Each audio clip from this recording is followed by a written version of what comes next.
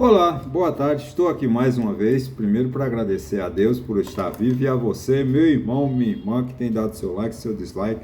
Peço que continue fazendo o mesmo. Meu muito obrigado mesmo. Eu quero agradecer aos 325 amigos que eu estou, que estão cadastrados no meu canal, estão inscritos no meu canal. Se você ainda não se inscreveu, por favor, se inscreva. De segunda, quarta e sexta eu publico um vídeo para a gente manter-se atualizado, para a gente debater, para a gente conversar. E esse é o vídeo que eu mais amo, é a série que eu amo, que eu não vou abrir mão dela, que é a leitura da Constituição. Como eu quero, que todo mundo tenha, eu despertar, meu objetivo é despertar do povo pela Constituição. A Constituição é a lei básica, é a maior lei, é a melhor lei do país. A lei de todos os brasileiros. Todo mundo devia ter em casa uma Constituição.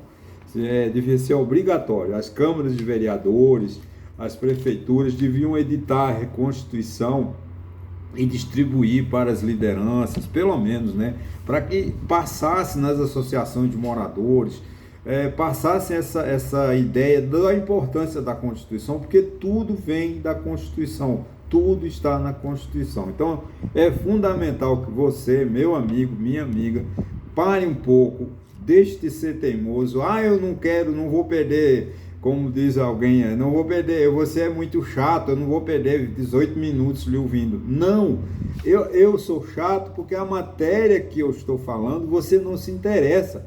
Se você se interessar, a minha matéria é boa, eu estou falando do que que lhe atinge diariamente, que é a Constituição. A falta de hospital, a falta de saúde, a falta de transporte público, a falta de moradia, é porque ninguém leva a Constituição a sério.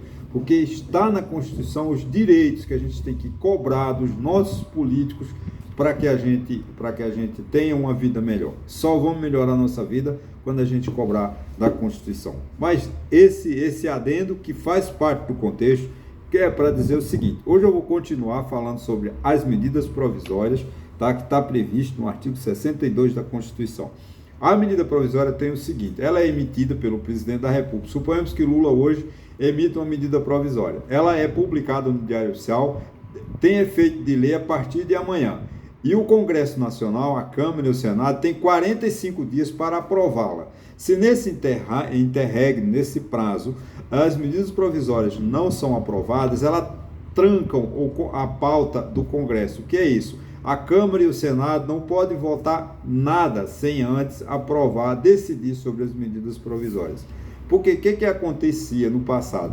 As medidas provisórias eram publicadas e republicadas, publicadas e republicadas. Tem medida provisória que foi publicada mais de 96 vezes. Isso é um desrespeito à soberania nacional. Aí vem uma medida, uma reforma na Constituição, e diz que a medida provisória tem prazo de 60 dias e a Câmara e o Senado 45 dias para decidir sua votação.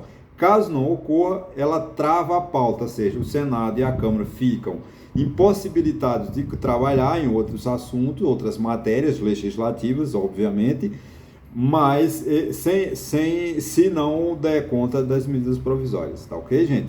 Então é muito importante essa alerta.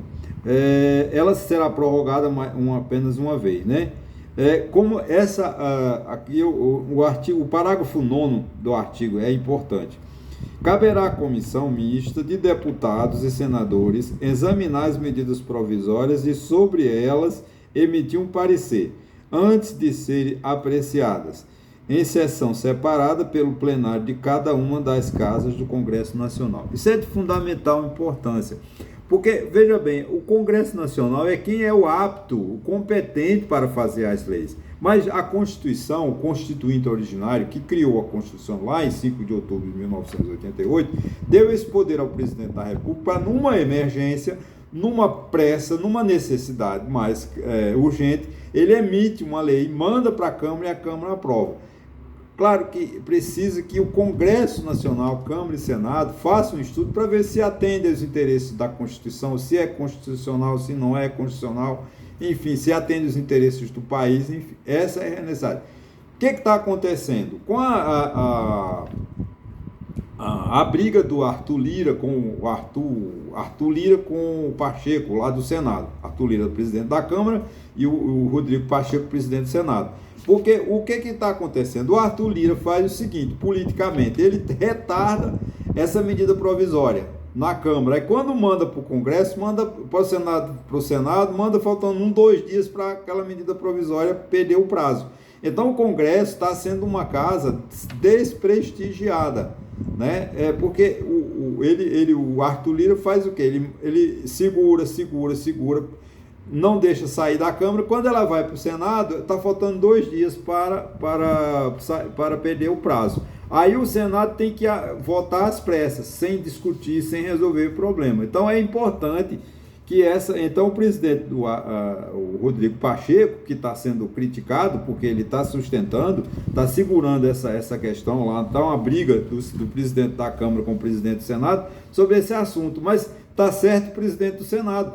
O Senado não é casa de mãe Joana, que o cara manda uma lei para ser votada, aprovada e publicada no Diário Oficial em 2 dias. Ora, se você tem 45 dias, você tem que trabalhar de maneira proporcional. Manda rápido, vota na Câmara, trabalha na Câmara, tem essa comissão de senadores e deputados que tem um parecer melhor, né, para que a votação seja efetiva. Porque não pode fazer do Senado o papel ridículo que o Arthur Lira quer, que ele quer uma medida provisória faltando 2 dias para terminar o prazo, ele manda medidas provisórias importantíssimas, né? Aí ele chega lá, por exemplo, a reforma administrativa que o Lula fez, criando os ministérios, extinguindo órgãos, constituindo outros órgãos. Se não for aprovado, gente, tudo que Lula fez até 1º de janeiro, até a votação daquela medida provisória são válidas, mas, por exemplo, se não for aprovado até julho, por exemplo, o Lula fica sem ministério, porque a medida provisória que criou os ministérios não foi aprovada no Congresso Nacional. Então veja da importância que é a medida provisória. Então por isso essa minha leitura, né, da Constituição, para despertar na gente essa importância, para a gente saber exatamente como é que acontece, né, esse dia a dia, esse métier, essa organização política, né? Se o presidente Lula, que mandou agora, dia 2 ou 3 de janeiro, uma medida provisória, né, criando ministérios, extinguindo a FUNASA, por exemplo, aí chega, não é aprovada até junho, o que acontece? Tudo isso que Lula, tudo que o ministro decidiu, todos os atos jurídicos, atos contábeis que os ministros praticaram são corretos, são de acordo com a lei, mas eles vão ter que ficar sem cargo a partir do 1º de julho. Isso não é justo. Então eles têm. Agora, imagine que o presidente Arthur Lira da Câmara mantenha essa medida provisória, vá amarrando na Câmara, chega no dia 23 de junho, manda, véspera de São João, manda para o Senado. O Senado vai votar? Não vai. Então é preciso que a gente tome consciência de entender por que estão muito criticando o presidente do Senado. Não, o presidente do Senado, eu não tenho nada para defendê-lo, não ganho nada para defender o presidente do Senado, muito pelo contrário, eu tenho que criticá-lo quando ele errar, mas nesse ponto ele está certo, porque tem que respeitar o Congresso Nacional, o Senado Federal, né, que é uma casa revisora, é uma casa de mais seriedade, que é uma casa que não é política, porque o senador, ele é o representante do Estado, é a voz do Estado no poder legislativo. O senador não tem, vamos dizer assim, compromisso eleitoreiro, porque ele não precisa de voto. É um exagero ter eleição para senador, porque o senador devia ser indicado pelo governador, porque, de fato, né, o senador é como se fosse... vão dizer, Antônio, você está desprestigiando o senador. Não, estou comparando. O senador da República, por exemplo, os 3 senadores de Pernambuco, eles têm que obedecer uma diretriz da Raquel Lira, que é a governadora de Pernambuco. Então, eles têm que trabalhar lá, em Brasília, de acordo com as diretrizes, de acordo com ele. Claro que eles podem criticar, eles podem reprovar, por isso que tem 3 senadores, para dar sempre 2-1, né? Nunca dá empate, né, de cada estado, exatamente para isso, para que os senadores tenham essa liberdade, né, de votar, de revisar as leis, nos textos das leis, para que a gente tenha um corpo legislativo adequado e o país funcione. Então, gente, é fundamental a importância a gente falar sobre medida provisória, né? Eu acho que vocês vocês ouvem todo dia, né, da medida provisória, mas não tem a importância, mas não tem ainda, ninguém parou para explicar a vocês essa riqueza, né, esses trâmites, como funciona, ela tem valor de 60 dias, prorrogado por mais 60, o Congresso tem 45 para votar, se o Congresso não votar, trava a pauta, eles não podem votar mais nada, nenhuma lei, nenhum decreto pode ser apreciado sem antes resolver os problemas das medidas provisórias. Ok? Olha, muito obrigado, espero que tenha atingido o objetivo de explicar sobre as medidas provisórias. No próximo capítulo, nós vamos falar de outro assunto, né? Do aumento de despesas do país, né? O presidente da República, né? Que ele não pode aumentar despesas sem projetos, enfim, toda essa organização jurídica. Tudo isso, gente, está na nossa Constituição. Por isso que é de fundamental importância a gente parar um pouco para entender da nossa Constituição. Ok? Olha, muito obrigado e até a próxima, viu?